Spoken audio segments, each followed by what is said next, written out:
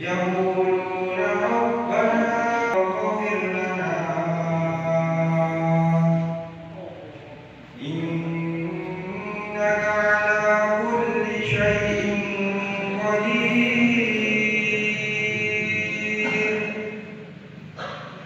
يا أيها النبي جاهد الكفار صدق الله